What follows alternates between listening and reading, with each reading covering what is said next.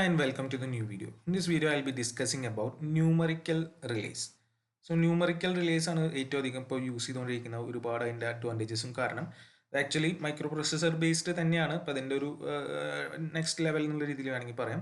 അപ്പോൾ അതിനെക്കുറിച്ചാണ് പറയുന്നത്. So numerical relays are the evolve form of static and electro magnetic relay. Static and electro magnetic റിലേയുടെ ഒരു evolve form എന്നുള്ള രീതിയിൽ വേണമെങ്കിൽ പറയാം. And they are basically a device used for measuring electrical parameters in an electrical network and convert them into numerical data which undergoes mathematical and logical analysis to decide on tripping an electrical network. അപ്പോൾ different പാരാമീറ്റേഴ്സിനെ ഇവിടെ sense ചെയ്യാൻ പറ്റും എന്നുള്ളതാണ് അതിൻ്റെ ഒരു മെയിനായിട്ടുള്ള കാര്യം. അതിനെല്ലാം കൺവേർട്ട് ചെയ്ത് ന്യൂമറിക്കൽ ഡാറ്റയിലേക്ക് ആക്കും. അത് മാത്തമാറ്റിക്കൽ ആൻഡ് ലോജിക്കൽ അനാലിസിസ് നടന്നുകൊണ്ടിരിക്കുമ്പോൾ അവിടെ ഒരു മൈക്രോ പ്രൊസസ്സർ അല്ലെങ്കിൽ മൈക്രോ കമ്പ്യൂട്ടർ അതിൻ്റെ ഉള്ളിൽ ഉണ്ടായിരിക്കും അതിൻ്റെ ബേസിൽ. And the main purpose of a numerical relay is to protect the electrical network from unexpected fault current. That is the main purpose.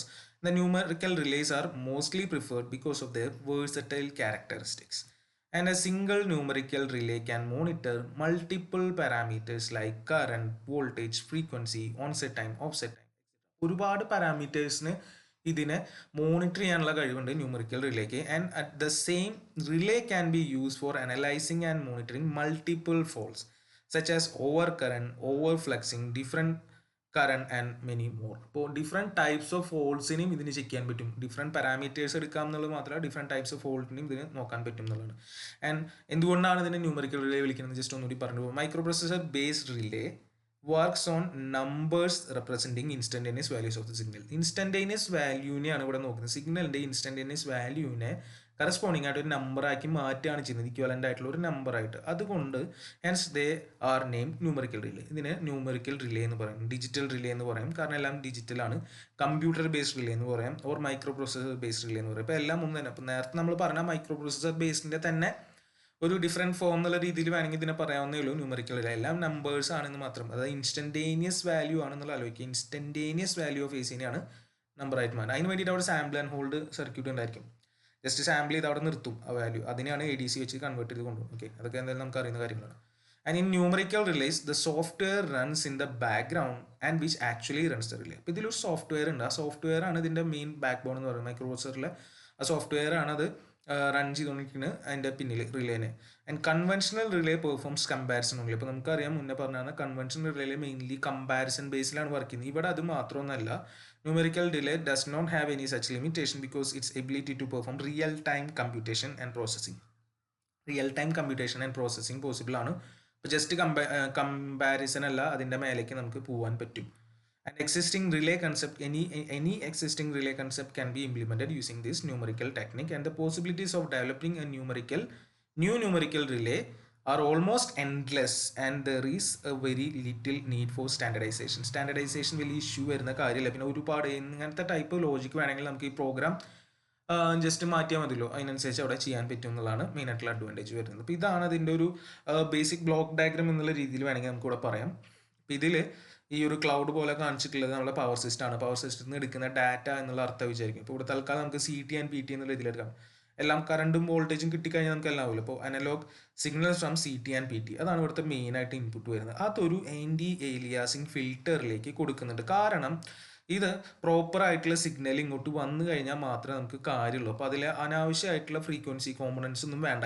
അതിൻ്റെ spectrum നമുക്ക് പ്രോപ്പർ ആക്കണം. ഓക്കെ, അപ്പോൾ അത് ആ സ്പെക്ട്രം പ്രോപ്പർ ആക്കാൻ വേണ്ടിയിട്ടാണ് ഇവിടെ ഒരു ആൻറ്റി ഏലിയാസിങ് ഫിൽറ്റർ നമ്മൾ വെച്ചിട്ടുള്ളത്. അപ്പോൾ അതിൻ്റെ നീഡൊക്കെ ഓൾറെഡി നമ്മൾ സിഗ്നൽസ് ആൻഡ് സിസ്റ്റത്തിൽ പഠിച്ചതായിരിക്കും.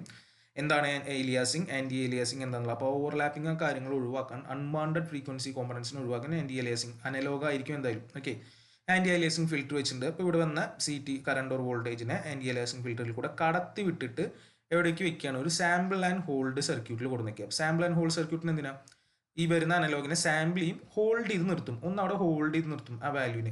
അപ്പോൾ ഇതാണ് ത്രൂ മൾട്ടിപ്ലെക്സർ നമ്മൾ എങ്ങോട്ട് കണക്ട് ചെയ്ത് വെച്ചിട്ടുള്ളത്, നമ്മുടെ അനലോഗ് ടു ഡിജിറ്റൽ കൺവെർട്ടർ. അപ്പോൾ ഈ വന്ന് നിൽക്കുന്ന സാമ്പിൾ ആൻഡ് ഹോൾഡ് ആക്കി നിർത്തിയിട്ടുള്ള ഒരു ഇൻസ്റ്റൻറ്റേനിയസ് വാല്യൂ ആയിരിക്കുമല്ലോ, അത് ഈ മൾട്ടിപ്ലെക്സർ വഴി ഇങ്ങോട്ട് കണക്ട് ആവും. അപ്പോൾ അത് ഏത് കണക്ട് ആക്കണം എന്നുള്ള അവർ തീരുമാനിക്കും. ചാനൽ സെലക്ട് കമാൻഡ് വഴി മൈക്രോ പ്രൊസസ്സർ തീരുമാനിക്കും. അതേപോലെ സാമ്പിൾ കമാൻഡും ഇതിന് വരുന്നത് മൈക്രോ പ്രൊസസ്സർ തന്നെയാണ് ഉണ്ടാവും. ഓക്കെ. എന്നിട്ട് ഇപ്പോൾ ഏതാണ് സെലക്ട് ചെയ്തെന്ന് വെച്ച് കഴിഞ്ഞാൽ ആ ഇൻസ്റ്റൻസ് വാല്യൂവിനെ corresponding analog to digital converter എന്താക്കും, കൺവേർട്ട് ചെയ്യും. അപ്പോൾ ഇതിനോടും കൺവേർട്ട് ചെയ്യാൻ പറയുന്ന ആരാ, സ്റ്റാർട്ട് ഓഫ് കൺവേർഷൻ കമാൻഡ് വഴി മൈക്രോ പ്രോസസർ തന്നെയാണ്. അപ്പോൾ ഇത് ഇഷ്യൂ ചെയ്യും എൻഡ് ഓഫ് കൺവേർഷൻ ഇങ്ങോട്ട്. അപ്പോൾ അതിനനുസരിച്ച് ഡാറ്റ റീഡ് ചെയ്യും. അപ്പോൾ ഇതൊക്കെ നേരത്തെ നമ്മുടെ മൈക്രോ പ്രോസസറിൻ്റെ ബേസിലാണ്. അപ്പോൾ ഇതിൻ്റെ ബേസിൽ ട്രിപ്പ് കമാൻഡ് പോവും എവിടേക്ക്, പവർ സിസ്റ്റത്തിൽ എവിടെയാണോ പ്രശ്നം ഉണ്ടായത് അവിടേക്ക് പോകും. അപ്പോൾ ഇതാണ് ഇതിൻ്റെ റെപ്രസെൻറ്റേഷൻ വരുന്നത്. അപ്പോൾ ഇതിൻ്റെ ഉള്ളിൽ ബേസിക്കലി ബ്ലോക്ക് അൽഗോരിതം അല്ലെങ്കിൽ പ്രോഗ്രാം റൺ ചെയ്യുന്നുണ്ടെന്നുള്ളത് ഇവിടെ ജസ്റ്റ് കാണിച്ചു എന്ന് മാത്രമല്ല. അപ്പോൾ വളരെ സിമ്പിളായിട്ട് നമുക്ക് എക്സ്പ്ലെയിൻ ചെയ്യാൻ പറ്റുന്ന കാര്യം തന്നെ വരുന്നുള്ളൂ. ഓക്കെ. ഇത് ഞാൻ ബ്രീഫായിട്ട് അവിടെ എക്സ്പ്ലെയിൻ ചെയ്തിട്ടും ഉണ്ട്. ജസ്റ്റ് ഈ പറഞ്ഞ കാര്യങ്ങൾ തന്നെ ഇപ്പോൾ എഴുതാൻ വേണ്ടിയിട്ട്. The signal from the CTs and PTs are first passed through a low pass anti-aliasing filter, which has to be an analog type filter because digital processing can only take place after the frequency spectrum of the signal is properly shaped. അപ്പോൾ ഞാൻ പറഞ്ഞു already വരുന്ന ഇതിൽ different frequency components ഉണ്ടാവും. അത് നമുക്ക് ആവശ്യമുള്ള spectrum മാത്രം പ്രോപ്പർ സ്പെക്ട്രം ആയാലേ കാര്യമുള്ളൂ. അപ്പോൾ അതുകൊണ്ടാണ് low pass anti aliasing filter അവിടെ വെച്ച് അതിനെ സെറ്റ് ആക്കുന്നത്. Then next the analog signal is sample and held constant. Sample and hold വഴി സാമ്പിൾ ചെയ്തു ഒരു ഇൻസ്റ്റന്റ് എടുത്തു അവിടെ ഹോൾഡ് ചെയ്യും.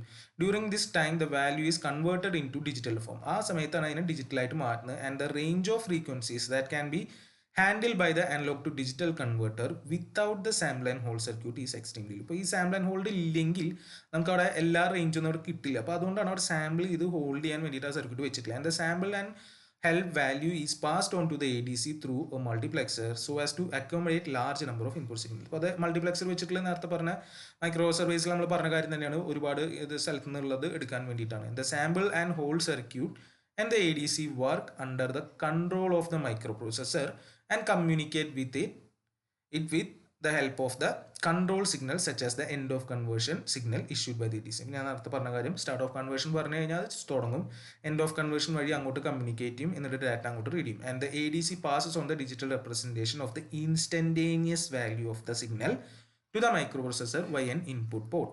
And the incoming digital value from the ADC are stored in the RAM of the microprocessor and processed by the relay software.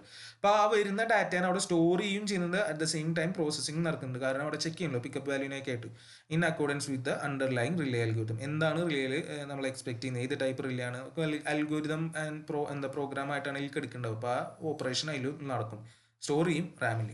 Then the microprocessor issues the trip signal on one of its bits of its output port, which is then suitably processed so as to make it compatible with the trip coil of the circuit breaker. അത് അവിടുന്ന് എന്താ amplify ചെയ്തിട്ടൊക്കെ കൊടുക്കണമെങ്കിൽ അതൊക്കെ ചെയ്തിട്ട് എവിടേക്കാണ് വെച്ചാൽ circuit ബ്രേക്കറിലേക്ക് കൊടുത്ത് അവിടെ അതിനെ ഓപ്പറേറ്റ് ചെയ്യും. And the microprocessor can also be use to communicate with other relays or another supervisory computer if so desired. നമുക്ക് ആവശ്യമുണ്ടെങ്കിൽ വേറെ റിലേനായിട്ട് കമ്മ്യൂണിക്കേറ്റ് ചെയ്യാം, അല്ലെങ്കിൽ വേറെ മൈക്രോ കമ്പ്യൂട്ടറിനായിട്ട് കണക്ട് ചെയ്ത് വെക്കാം.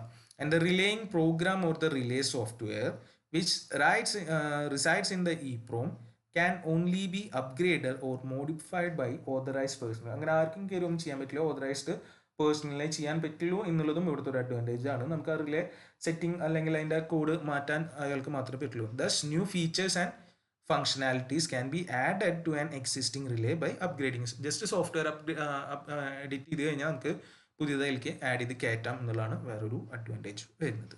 ഓക്കെ, ഇത്രയാണ് ഇത് വരുന്നത് ന്യൂമറിക്കൽ റിലേസ്.